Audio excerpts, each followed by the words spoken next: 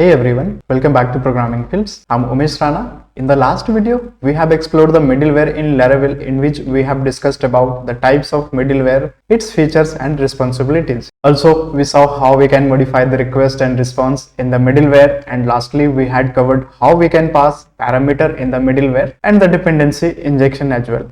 If you are new to Laravel and you have not watched that video, then I will recommend you to go through that as well. I will provide that link in the description box and in this I button as well. Today's tutorial is about the database seeder in Laravel. We will be learning how to create a database seeder to seed the database with your test data. This is an essential skill for any Laravel developer as it allows you to populate your database with initial data. Also, it makes development and testing a breeze. So before we get started, make sure you have got Laravel installed on your machine and you have configured database connection in your Laravel application. Also, I assume you have a basic understanding of Laravel migrations and model. If you are all set, let's jump right now into it.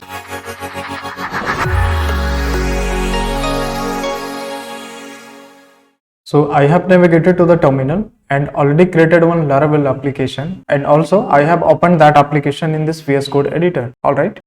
So in the very first step, we'll have to configure the database. So I already created one database as well and configured it in .env file. So our database is connected. Now in the next step, we will require one model and migration. So basically we required one table inside database. So based on that, we can create one seeder and we can seed testing data inside that table. We will follow Laravel Eloquent ORM approach. So firstly, we will create one model and migration. So let's open this terminal and let's create one model and migration together. So I will hit enter, PHP artisan make model, and here I will have to provide a model name. So let's give a model name as employee, and here I will pass one flag as -m. Along with this model employee, it will create one migration associated with this model. So let's hit enter, and yes, we have one model and migration ready.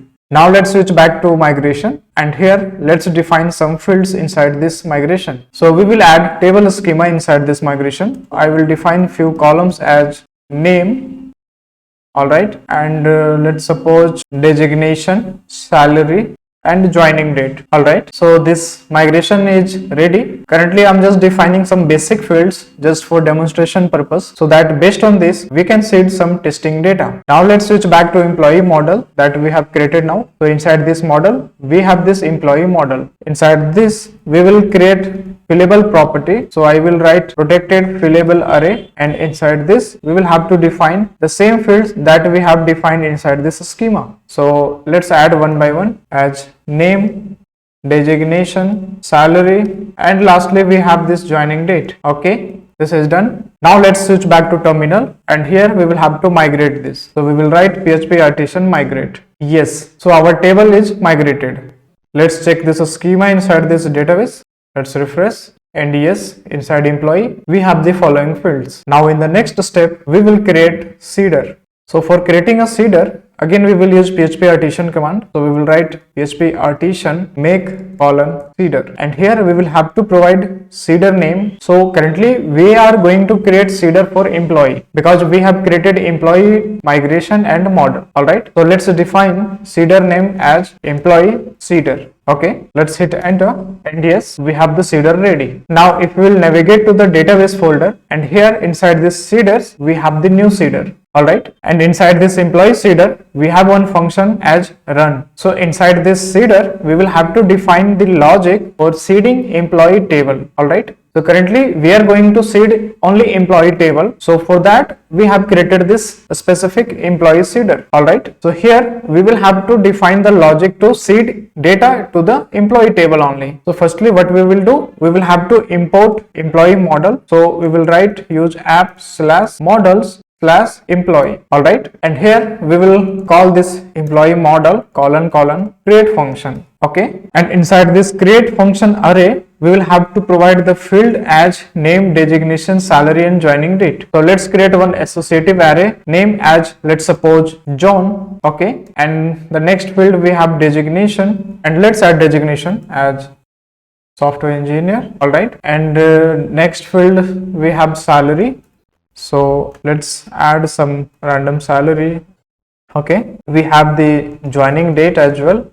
So here we will pass some date as 2023-01-02. Okay, this is fine. So here basically we are going to seed data inside this employee table. So we can use this data for the testing purpose only, because by default when you create a database and based on the created tables you won't have the data inside the database table. So while in the development phase we always require to test functionality based on the given data. Alright, that time we won't have much data, so we can use this seeder functionality to seed database based on some dummy data. Alright, so our seeder is ready. Now in the next step we will have to run this seeder. So in order to execute this seeder we have two different ways. Firstly, we can call this seeder inside this main database seeder file, because this database seeder will be primary seeder. Alright, so either we can execute that employee seeder inside this database seeder, or we can execute this employee seeder separately. Alright, so let's switch back to terminal, and here we will execute only employee seeder. So let's run php artisan db seed, and we will have to pass hyphen class equals seeder name. So we have the seeder name as employee seeder, so we will write employee seeder. Okay, now let's hit enter, and yes, seeding is completed. Now let's switch back to database and let's refresh. Yes, you can see the data is inserted inside this employee table. Alright, so this is the first approach if you are going through Eloquent ORM. Alternatively, we can go with the query builder as well. So this is the first approach, so let's comment it for now, and in the next step we will use the query builder. So firstly we will have to import db facade, so we can write use db. Okay, and here we will use this db query builder colon table, and we will have to provide the table name. So here we will write employees, because our table name is in plural form, and now we will add this implies and this insert function. Okay, and inside this insert function we will have to pass again array, and inside this array we will have to pass the field name just like we have the columns. So let's add in the same approach, and here we will change this name and few fields. Okay, this is done, and here we can capture this response in order to see whether the record is inserted directly to the terminal. So what I will do, I will add one variable as response, and here I will add dump $response. Alright, so this is done. Now let's come back to the terminal and let's rerun this seed command.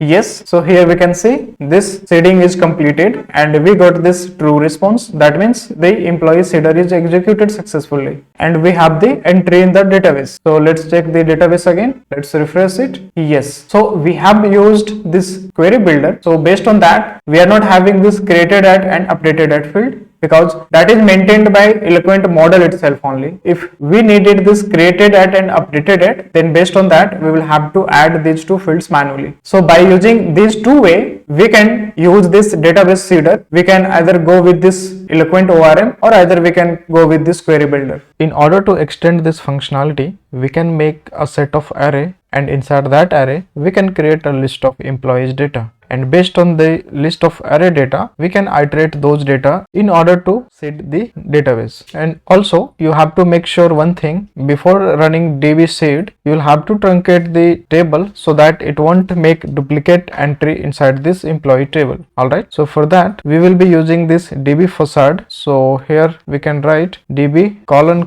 table, and inside this we will have to pass the table name again just like employees, and we will use this truncate function. Alright, so whenever you will run db seed command, firstly it will truncate the employees table and thereafter it will insert the record. Alright, and there you have it. You have successfully created a database seeder in Laravel. Seeders are incredibly useful for maintaining a consistent database state during development and testing. You can customize your seeders based on your application's requirement. With a well-seeded database, your development workflow will be smoother than ever.